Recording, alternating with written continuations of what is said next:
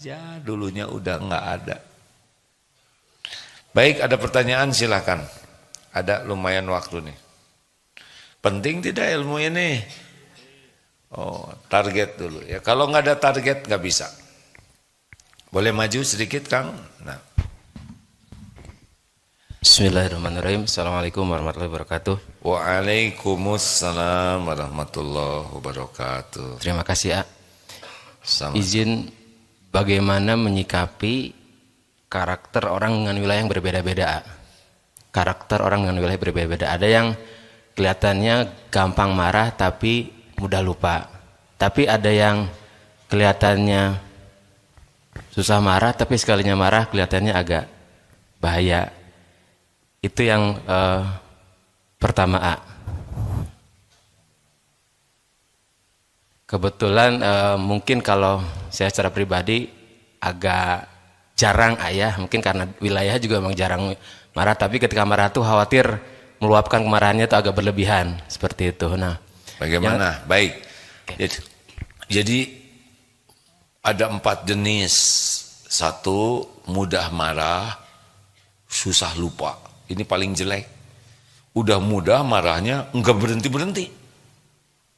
Yang kedua, mudah marah, mudah lupa. Tetap jelek, karena orang keburu tersakiti. Ada memaafkan, ada melupakan. Beda kapling. Memaafkan bisa sekarang kita maafkan. Tapi lupa itu perlu proses. Seperti nancepin paku, minta maaf tuh dicabut pakunya. Tapi memperbaiki bolong itu perlu waktu. Luka di sini tidak semudah memaafkan. Ya saya maafkan, ya saya maafkan. Tapi ini beda lagi hati itu. Perlu waktu. Maka yang bagus itu susah marah, cepat reda. Tidak punya marah sama sekali, tidak normal. Kita harus ada marahnya, tapi marah dengan alasan yang benar, niat yang benar, cara yang benar. Insya Allah jadi amal soleh. Rasulullah SAW juga pernah marah. Di antaranya ketika perang Hunain, ketika dibagikan ghanimah, orang-orang mu'alaf dari Mekah dapat banyak unta, sehingga ada yang dari Madinah, ini kurang lebih seperti ini ya, mengatakan, wah itu Nabi kalau udah ketemu kaumnya, maksudnya kaum Mekah, sampai kepada Rasul. Nah kurang lebih Rasulullah, siapa lagi yang adil kalau Allah dan Rasulnya dianggap tidak adil?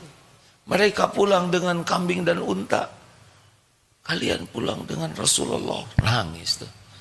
Ya orang yang baru masuk Islam harus diraih hatinya, diberi kambing. Orang Madinah pulang dengan Rasul, mereka pulang dengan kambing. Betul tidak? Oh, baru kepikir juga ya. Bagaimana supaya kita bijaksana? Cara bijaksana adalah 1, pahami dulu orang lain sebelum kita ingin dipahami. 2, perlakukan orang lain sebagaimana kita ingin diperlakukan oleh orang lain. Contoh nih ya, ini sering diungkapkan, Bu,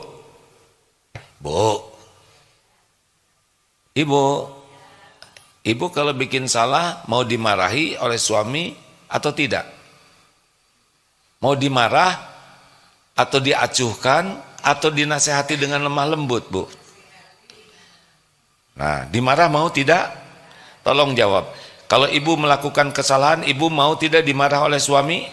Tidak. Dicuekin, mau tidak? Maunya dinasehati lemah lembut?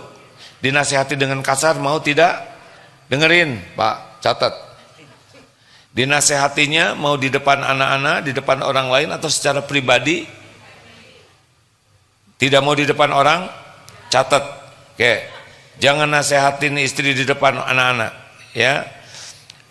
Nasihatnya mau panjang lebar atau ringkas? Ringkas. Mau diungkit-ungkit yang lalu? Jangan. Jadi fokus ke yang ini, ringkas ya. Catat.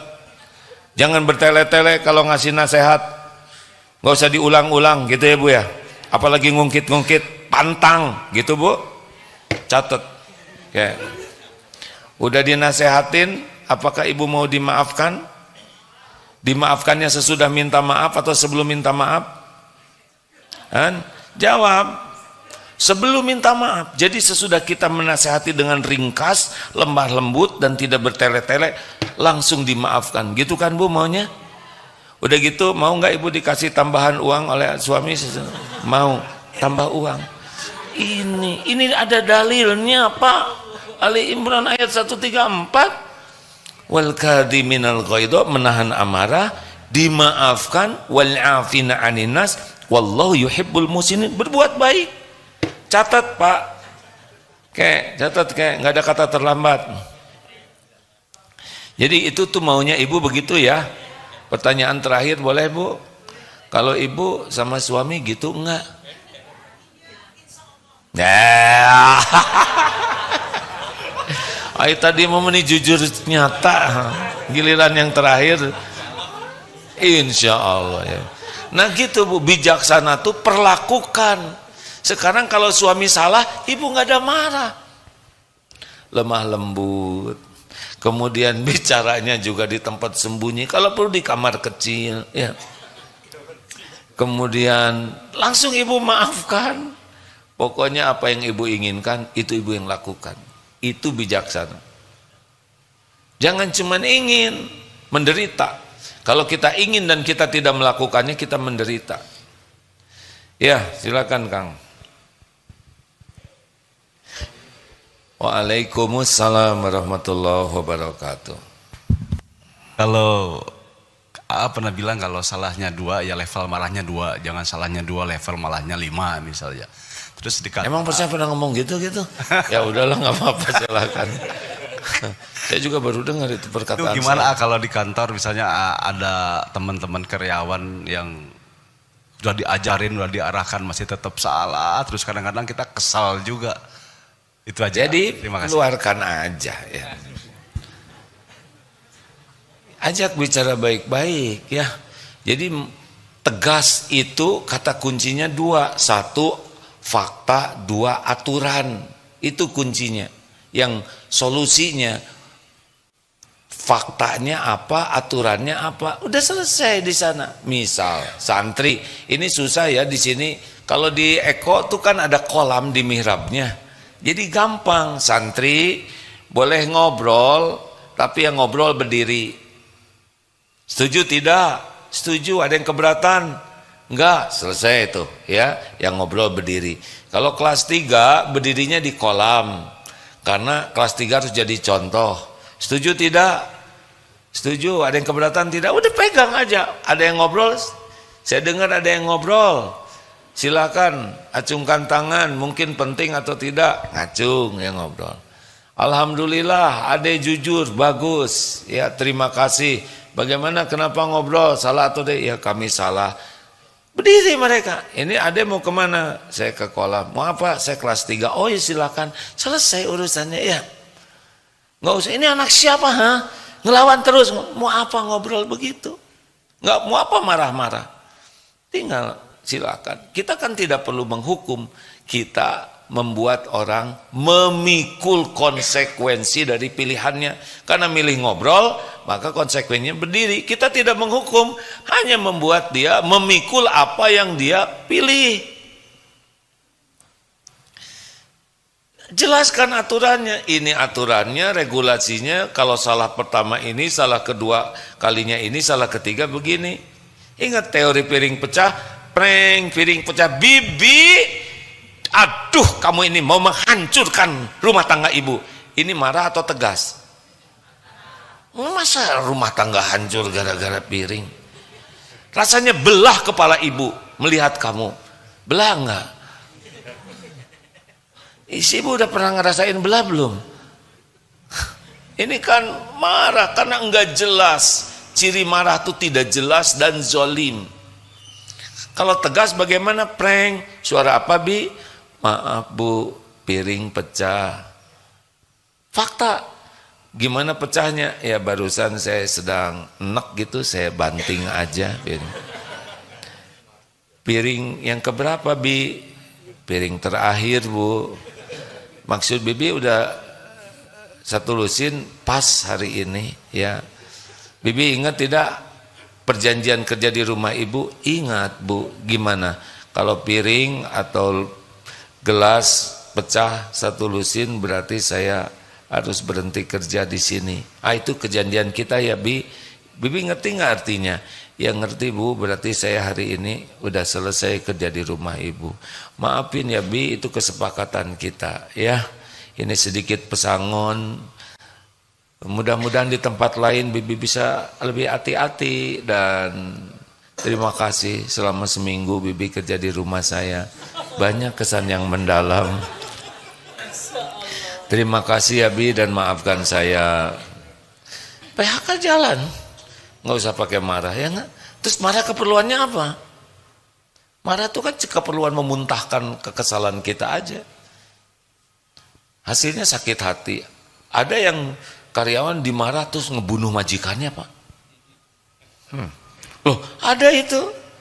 Sakit hati karena dihina, dimarah, dibunuh majikannya. Kenapa jadi tegang begini? Udah. Bicara aja baik-baik. Terakhir, ya. Ibuan, tenanglah, Ibu kan baru daftar, ya. Jangan marah, Bu. Assalamualaikum warahmatullahi wabarakatuh. Waalaikumsalam. Afan Anani tamu dari Palembang. Alhamdulillah. Sengaja ingin hadir dalam Silakan, majelis. silakan. Kulo Kemas Muhammad Fahmi. Ini dari materi yang berikan luar biasa ya, menahan marah ya. Ada satu kasus gimana kalau kita difitnah, misal dengan apa yang kita tidak pernah lakukan, dalam artian diumbar-umbar, misal di halayak banyak misal. Nah, sedangkan kita tidak melakukan hal yang semacam itu. Pertama mungkin memang sudah dilakukan menahan, ataukah cukup hanya kita menahan saja? Iya. Kemudian kita biarkan hal yang tidak terjadi itu. Nah, itu Pak, ingin solusinya insyaallah. Assalamualaikum warahmatullahi wabarakatuh. Jadi kalau suatu saat kita difitnah, Rasulullah juga difitnah. Tenang saja, itu episodenya memang ada waktu-waktunya. Kenapa? Mungkin sudah tertulis jadwal kita difitnah atau diundang oleh dosa kita. Mungkin kita pernah nyakitin orang, memfitnah orang. Perjalanan hidup kita sekian lama, berapa banyak yang kita zolimi, sengaja tidak sengaja, ya. Dan itu ada semuanya. Semuanya ada tuh catatan dari mulai balik gitu. Orang-orang yang kita sakiti itu tertulis detail, apakah dengan kata-kata, dengan sikap, dengan raut muka, dengan dehemat, itu juga sama dicatat. Semua perilaku kita akan kembali kepada kita. Nah, yang bagian memfitnah itu emang kasihan, dia bagian saja, bagian untuk mengingatkan kita atas dosa kita. Tidak bahaya difitnah orang, yang bahaya itu kita tidak tobat. Yang bahaya itu kita membalas. Yang bahaya itu maksudnya membalas dengan seperti yang tadi, jadi berlebihan. Yang bahaya itu kita yang memfitnah. Jadi bagaimana? Tenang, ini udah ujian dari Allah. Ya. Ada yang cukup dibiarkan saja, ada yang harus kita tabayunkan, ada juga yang harus kita laporkan, tergantung skalanya. Harus ngepas, dia skalanya begini, efeknya begini, oh ini harus tabayun nih. Tapi orang ini memang terkenal sebagai tukang menghina, ya sudahlah biarin aja. Dah semua orang udah tahu dia kerjanya kayak gini. Misalkan buzzer ini ngomong jelek terus, ya udahlah nggak apa-apa. Tapi ada kalanya yang harus kita temui, kita bicarakan baik-baik, kita tabayun supaya orangnya terhalang dari perbuatan zolim. Kita kan harus menolong orang yang dizolimi dan menolong orang yang berbuat zolim. Gimana menolong orang yang berbuat zolim? Cegah dari perbuatan zolimnya dengan cara tabayun.